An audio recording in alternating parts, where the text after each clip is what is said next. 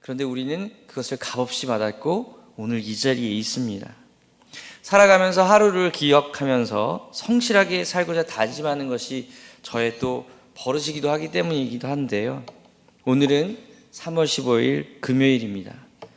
주님 다시 오시는 그날까지 다시는 오지 않을 귀한 시간입니다. 오늘 여기 계신 모든 분들에게 의미 있고 소중한 시간이 될 수 있기를 기도합니다. 오늘은 여러분에게 많은 인간의 말보다 오늘 꼭 성경을 읽고 싶은데요. 오늘 본문은 로마서 8장입니다. 교독으로 좀 봉독하고 싶습니다.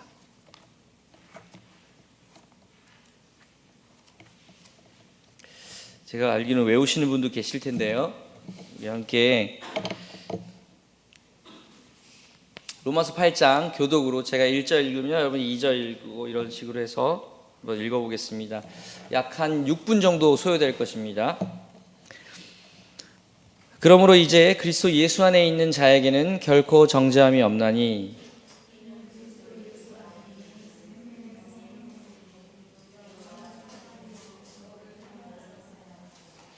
조금 큰 소리를 읽어주십시오.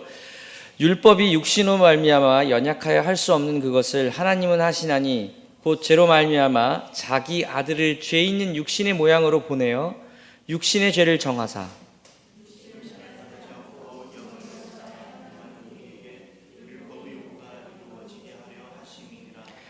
육신을 따르는 자는 육신의 일을, 영을 따르는 자는 영의 일을 생각하나니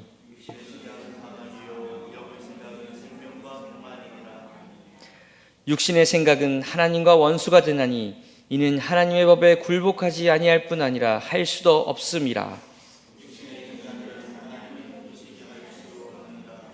만일 너희 속에 하나님의 영이 거하시면 너희가 육신에 있지 아니하고 영에 있나니 누구든지 그리스도의 영이 없으면 그리스도의 사람이 아니라.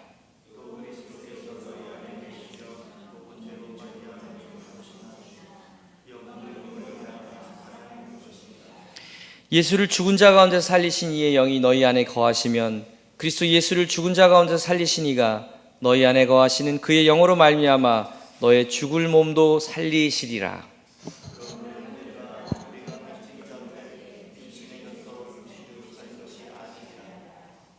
너희가 육신대로 살면 반드시 죽을 것이로되 영으로서 몸의 행실을 죽이면 살리니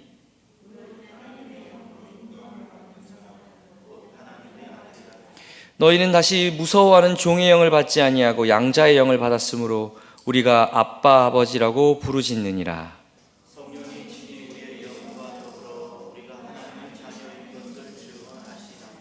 자녀이면 또한 상속자 곧 하나님의 상속자요 그리스도와 함께한 상속자니 우리가 그와 함께 영광을 받기 위하여 고난도 함께 받아야 할 것이니라.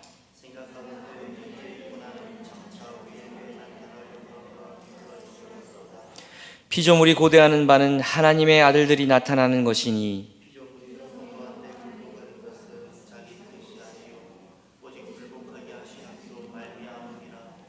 그 바라는 것은 피조물도 썩어짐의 종 노릇한 데서 해방되어 하나님의 자녀들의 영광의 자유에 이르는 것이니라.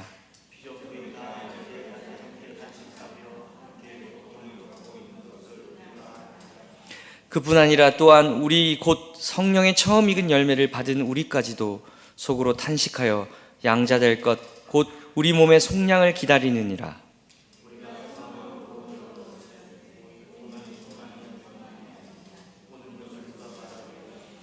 만일 우리가 보지 못하는 것을 바라면 참음으로 기다릴지니라.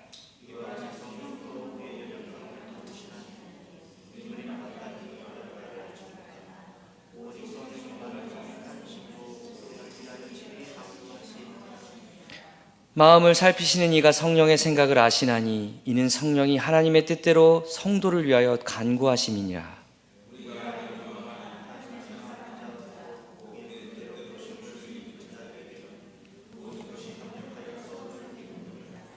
하나님이 미리 아신 자들을 또한 그 아들의 형상을 본받게 하기 위하여 미리 정하셨나니 이는 그로 많은 형제 중에서 맏아들이 되게 하려 하심이니라.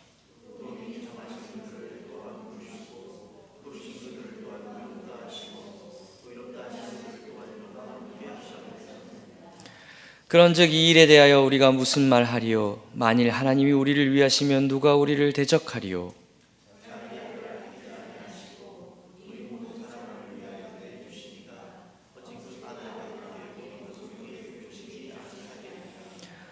누가 능히 하나님께서 택하신 자들을 고발하리요? 의롭다 하신 이는 하나님이시니.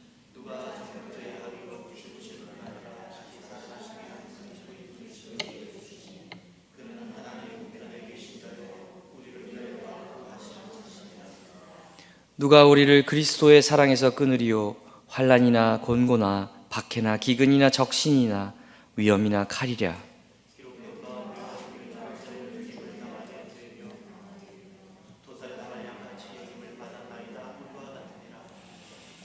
그러나 이 모든 일에 우리를 사랑하시는 이로 말미암아 우리가 넉넉히 이기느니라.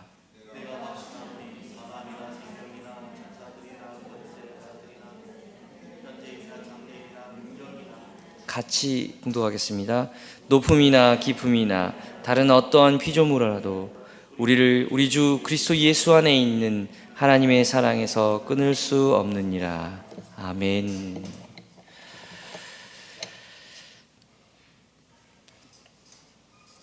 말씀을 준비하면서 어떤 말씀을 드려야 할까 많은 생각과 기도를 하던 중에 하나님께서 로마서 8장을 떠오르게 하셨습니다.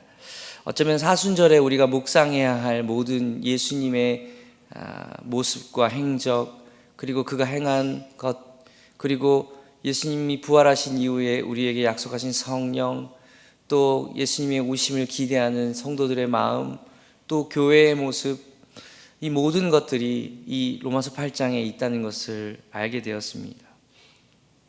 보통의 성경은요, 연대기적으로 편집되어 있습니다. 연대기적이라는 것은 시간의 순서대로 기술되어 있습니다. 구약도 보시면 아시겠지만 창세기로부터 말라기까지 이스라엘 역사에 따른 연대기적 편집입니다.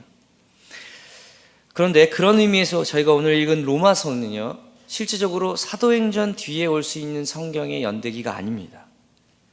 연대기적으로는 데살로니가 교회에 편지했던 데살로니가 전서가 먼저 왔어야 합니다. 그런데 왜 로마서는 사도행전 바로 다음으로 그 위치를 차지했을까요? 예수님의 사복음, 그리고 사도들의 행적, 그리고 편지 중에 왜 제일 먼저 로마서가 왔을까요? 로마서는 왜 그 중요한 사도행전 바로 다음으로 그 위치를 차지했을까요? 그것은 설교 말미에 말씀드리겠습니다. 이 재미있는 사실은요, 로마서에는 로마의 복음을 전한 사람들이 구체적으로 명기되어 있지 않습니다. 사실 다른 편지들에게는 누군가 전한 이야기가 있는데 말이죠. 또한 로마의 복음을 전한 사람의 이야기가 전혀 전해지지 않는다는 것은, 그럼 어떻게 로마의 복음이 전해진 걸까요? 그 당시 최고의 문명과 문화, 그리고 번영을 누리던 로마라는 곳에 어떻게 복음이 전해졌을까요? 피지배지, 그것도 변방이라 일컬어지던 작은 유대 땅에 예수라는 그리스도교가 어떻게 그것이 전해진 걸까요? 오늘 읽은 로마서의 저자는 사도 바울이죠. 편지를 쓴 지 300년이 지나지 않아 로마에서 놀라운 일이 벌어지는 것을 알게 됩니다. 그 이방 시들과 온갖 핍박과 박해가 있던 그 땅이 어떻게 변합니까? 지구의 중심이라던 그곳, 모든 길은 로마로 통한다는 말이 있을 정도로 세계사에서 가장 오래된 왕국이 바로 로마이거든요. 가장 안정적이고 완벽한 번영을 누렸던 곳이 로마 제국입니다. 그런데 그 로마 제국의 정식 정교가, 이방 종교에 불과했던 그리스도교가 300년 후에는 정식으로 나라의 법으로 정한 종교가 되는 이 놀라운 기적의 이유가 무엇이었을까요? 로마서, 그 비밀이 궁금해지는 시간입니다. 김상중 같은 로마서에 대한 여러 가지 이야기가 있지만 저는 로마서를 한마디로 역사를 바꾼 책이라고 부르고 싶습니다. 어쩌면 굉장히 인류 역사의 위험한 책이었습니다. 수많은 역사의 주인공들이요, 로마서를 통해 변화했다는 사실 여러분 아십니까? 2000년 동안에 지속됐던 인류 역사 속에서 가장 큰 변화의 뒤에는 바로 이 로마서가 있었습니다. 역사의 주인공이 된 사람들, 변화의 동기가 바로 로마서였습니다. 어쩌면 이 중에 여러분 중에 로마서를 통해서 어떻게 될지 아무도 모릅니다. 오늘 이후 여러분이 로마서를 어떻게 받아들이냐에 따라서 여러분의 인생 혹은 여러분의 가문의 미래가 바뀔 수도 있습니다. 대한민국, 아니 온 열방의 변화가 어쩌면 여기서 시작될 수 있습니다. 바로 뒤나미스와 같은 책이 바로 로마서이기 때문입니다. 다이너마이트처럼 터지는 역사가 로마서를 통해 일어났기 때문입니다. 제가 그 증거를 몇 가지 좀 소개하고 싶은데요. 첫 번째는 어거스틴이라는 분입니다. 여러분 잘 아시죠? 성 어거스틴이라고 불리는데 이분은 이탈리아에서 태어나서 이탈리아 수도사였는데요. 아주 이름난 방탕하였습니다. 얼마나 잘 나갔는지 모릅니다. 정말 요즘에 그 연예계에서 일어나는 그 수준 이상으로 대단한 방탕하였습니다. 심지어는 사생아까지 낳았던 아주 심각한 수도사였습니다.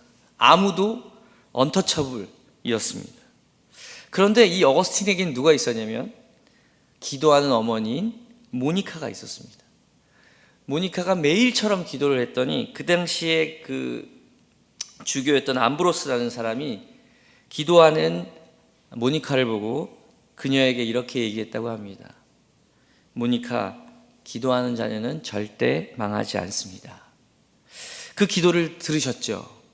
어느 날 술에 또 만땅으로 취해서 거닐던 어거스틴이 순간 똘레 레게라는 음성을 듣습니다. 그게 무슨 뜻이냐면 책을 펴라, 책을 펴라라는 뜻이었는데요. 순간 그가 갑자기 어떤 마음이 들었는지 성경을 핍니다. 그런데 그게 하필 로마서 13장이었습니다. 그 로마서 13장의 말씀을 잠깐 여러분에게 말씀드리면, 또한 너희가 이 시기를 알거니와 자다가 깰 때가 벌써 되었나니 이는 이제 우리의 구원이 처음 이를 때보다 가까웠으니라. 밤이 깊고 낮이 가까웠으니 그러므로 우리가 어둠의 일을 벗고 빛의 갑옷을 입자. 낮에와 같이 단정히 행하고 방탕하거나 술 취하지 말며 음란하거나 호색하지 말며 다투거나 시기하지 말고 오직 주 예수 그리스도로 옷 입고 정욕을 위하여 육신의 일을 도모하지 말라라는 이 로마서의 말씀을 읽습니다. 그 이후 어거스틴이 어떻게 변했는지는 여러분 너무나 긴 이야기이기 때문에 하지 않겠습니다. 어거스틴은 이렇게 회심하고요, 어거스틴이 쓴 수많은 책 중에 로마서 주석이란 책은요, 그 이후 수많은 이단들로부터 기독교를 지켜내는 놀라운 책이 됩니다. 결국 그는 세인트 어거스틴, 성 어거스틴이 됩니다. 오늘날의 신학에 가장 많은 영향을 끼친 한 사람을 꼽으라고 한다면 단연 어거스틴을 꼽습니다. 그는 정말 오늘날로 이야기하면 최악의 자리에 있었던 사람입니다. 쓰레기에 해당하죠. 인간 쓰레기라고 하는. 그런데 놀라운 일이 벌어집니다. 이 로마서의 복음은 그를 성자로 만든 것입니다. 여러분, 어떤 사람이 혹시 최악의 자리에 있으십니까? 로마서를 권하시기를 축복합니다. 어거스틴 같은 놀라운 일이 벌어질 것입니다. 또 한 사람은 마틴 루터입니다. 여러분 많이 들어보셨죠?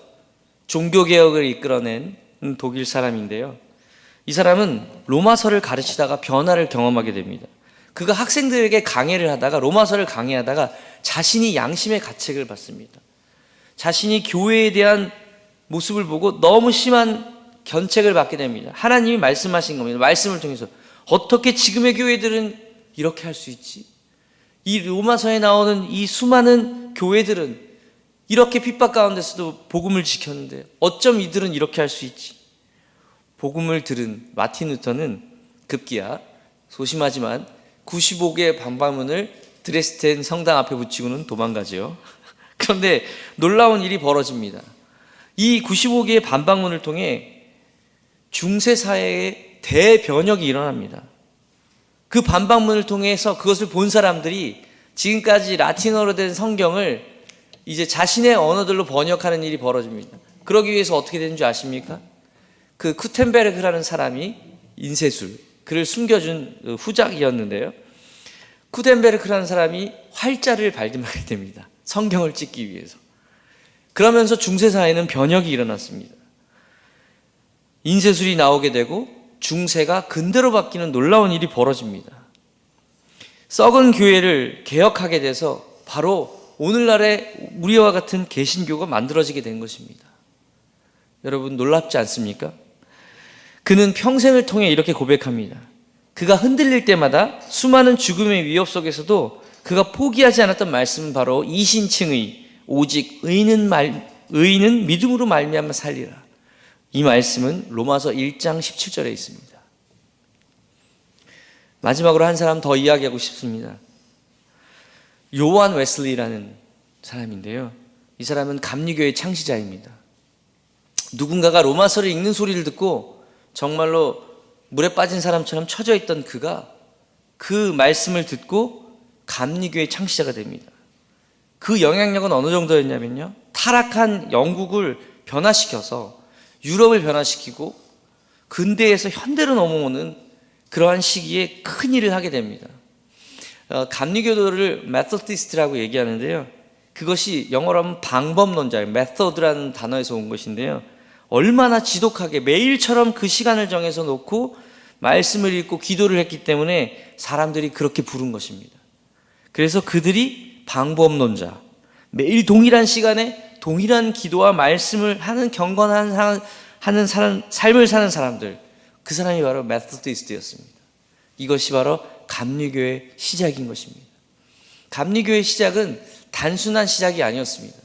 산업혁명으로 어그러진 유럽의 사회를 바꾸었고요, 그 이후 복음의 영향을 주어서 미주의 선교운동이 일어나게 되고 미국의 부흥, 또 선교사들이 대한민국으로 오게 되고, 모든 이 복음의 역사가 바로 이 로마서를 통해서 벌어졌다는 것입니다. 다시 이 로마서가 쓰여진 때로 좀 돌아가고 싶습니다. 사도 바울이 로마서를 집필하게 된 동기가 어디 있는지 말씀드리고 싶어졌습니다. 예수님이 돌아가신 후 사도들의 선교 활동을 통해서, 그것도 믿음의 동역자들을 통해서 사도행전의 역사가 유대와 사마리아를 거쳐 온 유대와 마게도니아 그리고 로마에까지 이르게 된 것입니다. 이때 당시 황제였던 글라우디오 형제가 기독교를 금지시키게 됩니다. 이유는 자꾸만 크리스토스라는 예수의 이야기를 하고 유일신 하나님의 믿음의 고백을 하는 사람이 생기니 다신교 사회이고 황제를 신으로 섬기는 로마 사회에서는 소요와 분란의 이유가 되었다는 것입니다. 또한 그 글라우디오 황제의 정권이 매우 불안했기 때문에 정권 유지에 방해가 되는 소요 세력이었던 기독교인들에 대한 추방 정책이 시작되었습니다. 그래서 처음에는 예수 믿는 유대인들만 쫓아냈습니다. 그런데 나중에는 점점 많아지니까 로마인까지 추방하게 되는 지경에 이릅니다. 이때 여러분들이 익숙한 이름을 들을 수 있는데요, 바로 브리스길라와 아길레입니다.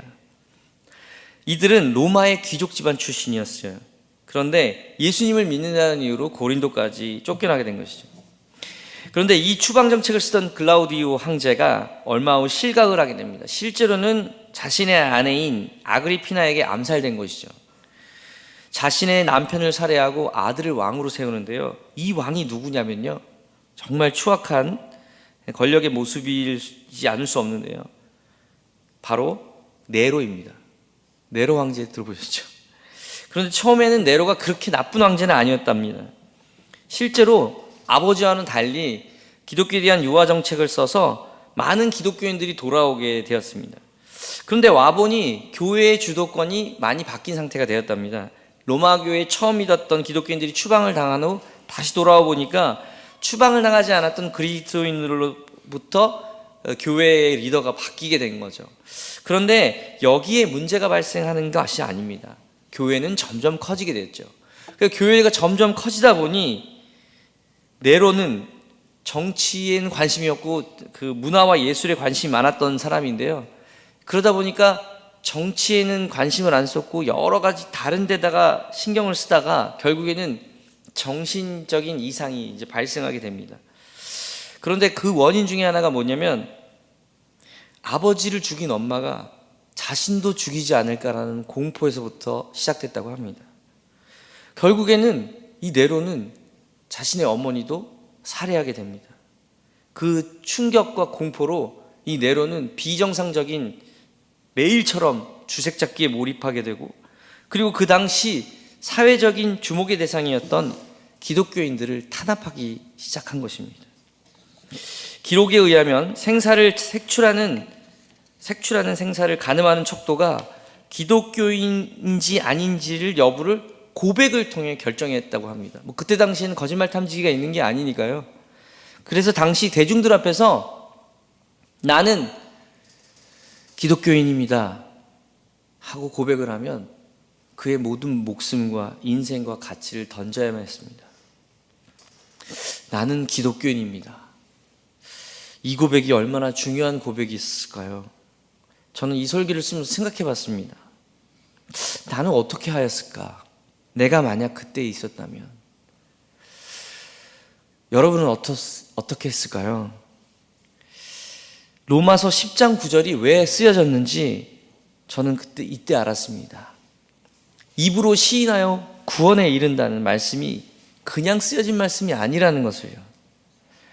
나는 정말 동물해가지고 씌워가지고 콜로세움에 나를 세운다면 나는 참아낼 수 있었을까? 사자의 밥이 될 수 있었을까? 사랑하는 가족, 내 모든 미래를 던져서 나는 그 한마디 나는 그리스도입니다라고 고백할 수 있을까? 정말 진지하게 생각해 보았습니다. 그냥 나는 기독교인이 아닙니다 그냥 하고 매일처럼 회개하면서 베드로처럼 또 숨어서 믿었을까? 아니면 정말 그리스도인이라고 해서 그 두려움과 살이 갈갈이 찢기는 아픔을 이겨냈을까? 사랑하는 여러분, 그렇게 믿음의 선진들이 지켜낸 신앙의 열매가 바로 저와 여러분임을 잊어서는 안 됩니다. 그 피와 눈물의 결과가 오늘 여기 참사랑 교회이기도 합니다. 우리가 교회를 사랑해야 할 이유입니다. 그러기에 피값으로 세워진 이 교회를 우리가 사랑해야 하고 이 공동체를 어떠한 일이 있어도 지켜내야 하는 것입니다. 결국 네로의 파탄 정치는 식민지에 대한 엄청난 세금 부과를 발생시켰고 각종 소요들이 일어났고 그는 그의 미친 예술론을 위해서 로마를 새로운 도시를 만들겠다고 로마를 불태우게 됩니다. 이 엄청난 죄악에 대한 대안으로 기독교인이 대한 대규모 박해를 시작했습니다. 그때 바로 사도 바울이 붓을 든 것입니다. 매일처럼 이리떼가 양을 해치듯이 믿는 이들 탄압하고 형장의 이슬로 사자의 밥으로 매일처럼 불태워 죽이고 가족을 잃어버리고 그 슬픔이 가득한 교회, 그 절대절명의 시기에 사도 바울은 붓을 든 것입니다. 복음에 대한 분명하고 바른 메시지가 그 비극의 시기에 필요했던 것입니다. 그 핍박받는 사랑하는 믿음의 동지들에게 절대로 포기하지 말라고, 결코 우리가 승리하게 될 것이라고, 결코 그리스도 예수의 사랑에서 끊을 자가 아무도 없다라는 메시지를 주려 했던 것입니다. 저는 사도 바울의 불붙는 마음이, 그 절절한 마음이 느껴집니다. 예수님을 향한 다짐과 복음에 대한 강력한 메시지, 복음이란 단어를 이때 쓰게 됩니다. 유안겔리온이라는 라틴어인데요, 이 말은 원래 황제가 자신의 아들이 태어났을 때 이해가 됩니다. 그리고 정책적인 시혜를 베풀 때 유안겔리온이라는 말을 썼다고 합니다. 아마 헬라어에도 능통했던 사도 바울이 이 용어를 로마에서만 쓰이는 한정적 라틴어가 아닌 그리스도의 복음으로 승화시켜서 시대와 시대를 뛰어넘고 문화와 문화를 넘는 모든 인류에게 유죄를 선언하고 우리의 살 길은 바로 그리스도의 복음이라는 것을 선포하게 된 것입니다. 여러분, 팍스 로마라는 뜻을 아시죠? 이게 평화라는 뜻인데요, 팍스 로마로 불리우는 힘과 권력으로 인한 평화가 아닌 그리스도의 능력으로 인한 평화, 모든 것을 이기는 평화, 힘의 원천인 평화입니다. 사도 바울은요, 우리에게 말하는 것입니다. 복음을 들었으면 우리가 어떻게 살아야 하는지, 삶으로, 순종으로 살아야 한다는 것을 말합니다. 그래서 로마서 1장부터 11장까지는 복음에 대해서 이야기합니다. 그리고는 12장부터는 몸의 이야기를 하는데요. 몸은 건강하고 아름다운 생명의 근원입니다. 우리의 몸이 죄악으로 인해서 참 많이 회파되고 있죠. 그 건강하고 아름다운 생명들의 모임이 바로 공동체입니다. 저는 영화를 좋아하고 드라마를 좋아하고 또 음악도 좋아합니다. 그런데 그것이 아름다운 이유는 그것이 따뜻한 사람의 이야기이기 때문입니다. 바로 믿는 이들이 함께 하나님의 나라를 만들어가는 것만큼 아름다운 작품은 없는 것입니다. 그래서 로마서 마지막 16장은요, 그와 함께 만들어갔던 사람들의 이름을 나열합니다. 잊지 않겠다고 영원히 하나님의 나라를 함께 꿈꾸자고 말입니다. 저도 오늘 이 자리에 오는 자리가 쉽지 않았습니다. 그런데 신기한 것은 여러분의 얼굴을 보니까 너무너무 힘이 나고 목소리도 나고 월요일부터 금요일까지 힘들게 사회생활을 하는데도 불구하고 너무너무 지금 힘이 나고 아주 행복합니다.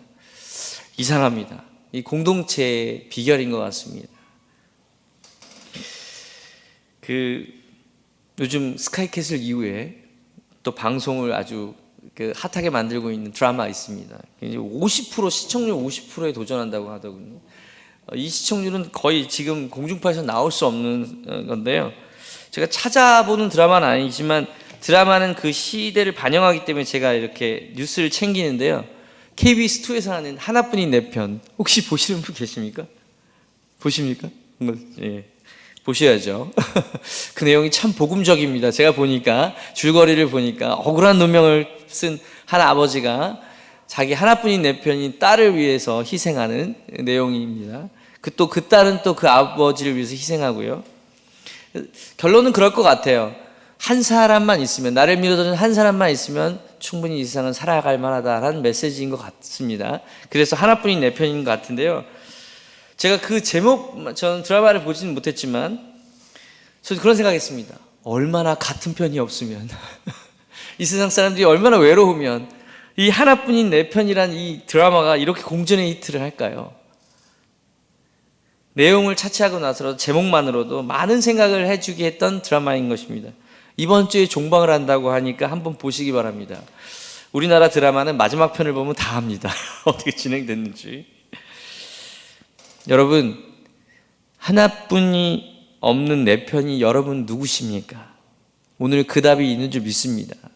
세상 사람 다 떠나고 아무리 사랑하는 사람도 죽음은 막을 수 없고요, 헤어짐은 막을 수 없습니다. 오직 우리 예수님만이 하나뿐인 내 편, 여러분인 것을 믿으시기 바랍니다. 어떤 분이 그랬습니다. 로마서는 여러 반지 중에 가장 빛나는 반지이고 그 반지 속에 가장 빛나는 부분은 바로 로마서 8장이라고요. 성경 중에 가장 빛나는 부분을 오늘 여러분은 읽으신 것입니다. 여러분은 성경 66권 중에 가장 빛나는 보석 중의 보석을 오늘 보신 것입니다. 사순절을 맞이하여 우리는 신약 성경 읽기를 진행하고 있습니다. 저는 여러분에게 사순절 기간 동안 지금 신약 성경 읽으신 것도 참 힘드시겠지만 로마서 함께 읽는 것을 추천합니다. 무엇보다도 시간이 되지 않으신다면 로마서 8장만을 읽으시기를 바랍니다. 그리고 묵상하고 암송하는 축복이 여러분의 있기를 간구합니다. 로마서 8장에 대한 모든 부분을 처음부터 다 이야기하자면 너무나도 긴 설교가 될 수밖에 없기 때문에 오늘은 로마서 8장 마지막에 있던 부분을 다시 한번 읽어드리고 설교를 마무리하고 싶습니다. 그런즉 이 일에 대하여 우리가 무슨 말하리요? 만일 하나님이 우리를 위하시면 누가 우리를 대적하리요? 자기 아들을 아끼지 아니하시고 모든 사람을 위하여 내주시니가 어찌 그 아들과 함께 모든 것을 우리에게 주시지 아니하겠느냐? 누가 능히 하나님께서 택하신 자들을 고발하리요? 의롭다 하시는 하나님이시니 누가 정죄하리요? 죽으실 뿐 아니라 다시 살아나신 그리스도 예수시니 그가 하나님 우편에 계신 자요 우리를 위하여 간구하는 자시니라. 누가 우리를 그리스도의 사랑에서 끊으리요?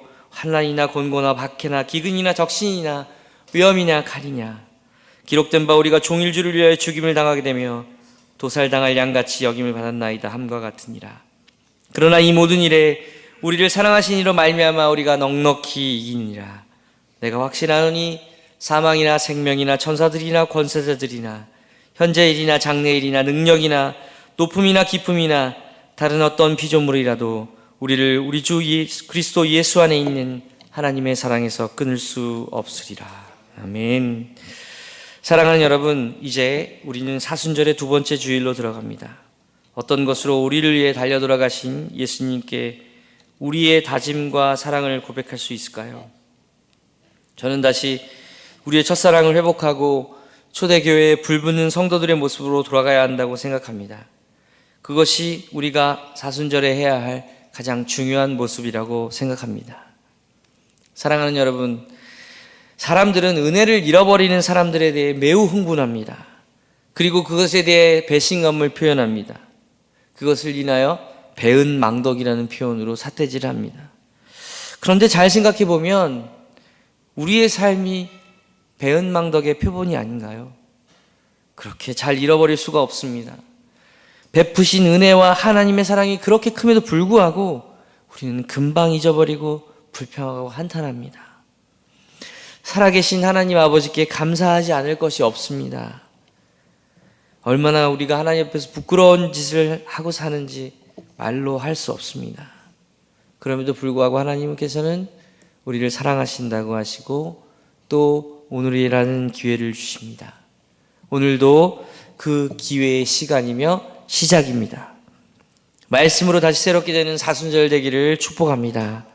다시 한번 복음이 우리의 가슴 속에 살아있어 생명의 말씀으로 우리를 살리고 다시 복음 앞에 서게 되는 놀라운 사순절이 되기를 기도합니다. 로마서의 역사가 우리 모두의 있기를 축복합니다. 다 같이 기도하시겠습니다. 하나님, 우리가 이번 사순절을 맞이하여 다시 복음